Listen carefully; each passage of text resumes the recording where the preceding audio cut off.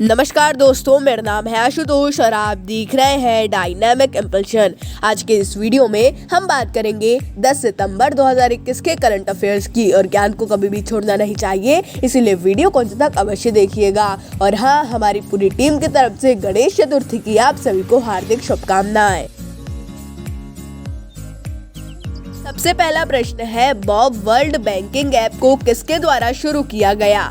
A Bank of India, B Bank of Baroda, C Central Bank of India, D Punjab National Bank. And the right answer is Bank of Baroda. तो Bank of Baroda ने BoB World नामक app को launch किया है और इसका उद्देश्य है कि जो बैंक की सभी सेवाएं हैं वो सब एक ऐप में आ जाए, योनो की तरह। योनो में भी बहुत सी जो सेवाएं उपलब्ध नहीं है बैंक की, वो इसमें उपलब्ध होंगी बैंक ऑफ बड़ौदा की। तो ये एक बहुत ही अच्छा डिजिटल इंडिया की तरफ आपको देखने मिल रहा है। बहुत सी वेबसाइट्स और ऐप भी लॉन्च किए जा रहे हैं और उन्हें अच्छा फायदा भी हो रहा है और इसके बारे में आपको जानकारी लेते रहना है। इसको आपको ऐसा नहीं करना है कि इसको कभी और पढ़ लेंगे या फिर ये इम्पोर्टेंट नहीं है। अगला प्रश्न है, गाओफेन 502 सैटेलाइट किस देश की है? ए ब्राजील, बी रूस, सी भारत, डी चीन।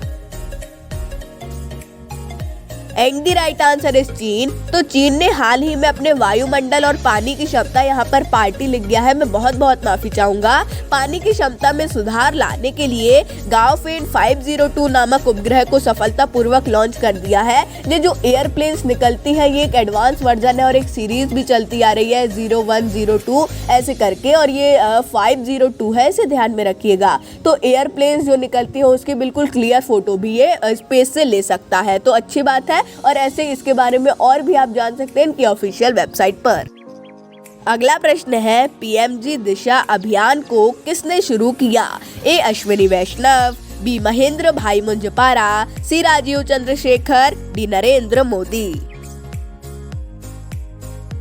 And the right answer is Rajeev Chandrasekhar. तो केंद्रीय राज्य मंत्री राजीव चंद्रशेखर ने गांवों की 100% डिजिटल साक्षरता के लिए प्रधानमंत्री ग्रामीण डिजिटल साक्षरता अभियान को शुरू किया है और इसका ऑफिशियल ट्विटर भी बन चुका है और रजिस्टर बहुत से लोग कर रहे हैं इसमें। आप भी यदि गांव में रहते हैं तो अपनी जानकारी अवश्य दें, सरकार को इससे बहुत मदद मिलेगी।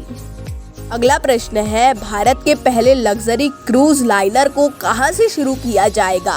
ए Chennai, B Thiruvananthapuram, C Mumbai, D Kutch. And the right answer is Mumbai. तो आईआरसीटीसी ने भारत की पहली लग्जरी क्रूज लाइनर को लॉन्च किया है, शुरू किया है, आप कुछ भी कह सकते हैं इसके लिए, और ये मुंबई से शुरू होगी और बुकिंग शुरू हो गई है आईआरसीटीसी के टूरिज्म वेबसाइट पर। इसे आप जाकर देख सकते हैं। बहुत ही एक ये बड़ी बात है और रेलवे के टूरिज्म सर्विस ने इसे शुरू किया है, ये भी एक बहुत बड़ी बात है। और भी समझना होगा आपको तो आप और यूट्यूबर्स के वीडियोस देखिए जिन्होंने प्रॉपरली इस पर एक वीडियो बनाया हुआ है। अगला प्रश्न है, बोर्ड ऑफ एडवांस रूलिंग को क्यों शुरू किया गया? ए for swachhata abhiyan, B for income tax, C for rural development, D for education.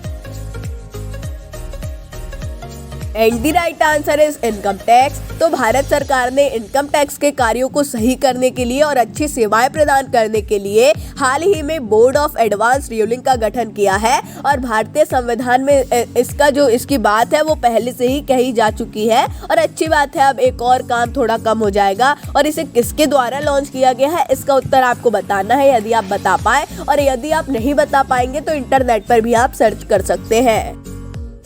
अगला प्रश्न है, इंडियन पोस्ट पेमेंट्स बैंक ने किसके साथ समझौता किया? A HDFC Bank, B Star Housing Finance, C Tata Capital Housing Finance, D LIC Housing Finance. And the right answer is LIC Housing Finance. तो भारतीय डाक पेमेंट्स बैंक ने एलआईसी हाउसिंग फाइनेंस के साथ समझौता किया है और इसके तहत दोनों मिलकर हाउसिंग लोन जो होता है उसे उपलब्ध कराएंगे। दोनों का ही फायदा होगा, अकेले में दोनों उपलब्ध नहीं करा पा रहे थे, इसलिए ये समझौता एक तरीके से बहुत ही अच्छा है।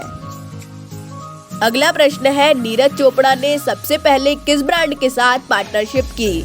ए Tata AIA Insurance, B Adani Groups, C Jio Edutech, D Jio TV. और ध्यान रखिएगा अडानी ग्रुप्स का कोई और भी इसके जो चाइल्ड एजेंसीज है उसमें से भी कोई एक हो सकती है।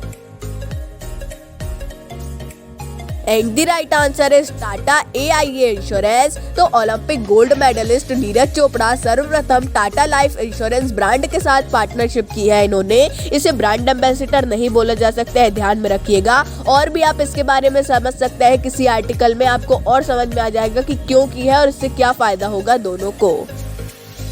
अगला प्रश्न है, प्रण पोर्टल को किसके द्वारा शुरू किया गया? A Anurag Thakur, B Bhupender Yadav, C Kiren Rijiju, D Jyotiraditya Scindia.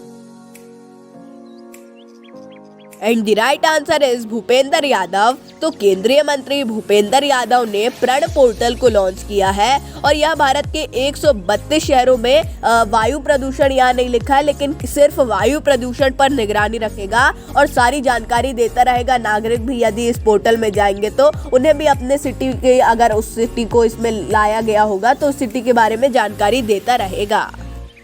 अगला प्रश्न है, गीता गोविंदा किताब को किसके द्वारा लॉन्च किया गया?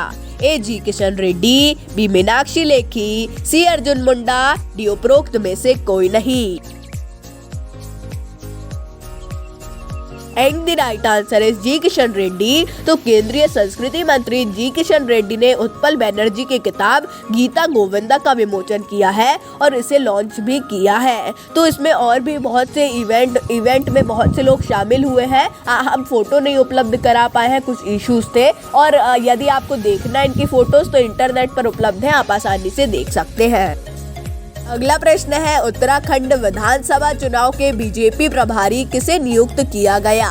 A Bhagat Singh Koshyari, B Madan Kaushik, C Pralhad Joshi, D Ashwini Vaishnaw. And the right answer is Pralhad Joshi. तो भारतीय जनता पार्टी में उत्तराखंड विधानसभा चुनाव के लिए प्रहलाद जोशी को प्रभारी के रूप में नियुक्त किया गया है। इसका मतलब समझा देते हैं, यानी कि ये मुख्यमंत्री इस पद से नहीं लड़ेंगे, ये पूरा भारतीय जनता पार्टी का प्रभार करेंगे। इन्होंने पहले भी ऐसा किया है। तो दोस्तों, ये था अंतिम प्रश्न। मिलते हैं अगले वीडियो में। नमस्कार। Dynamic impulsion.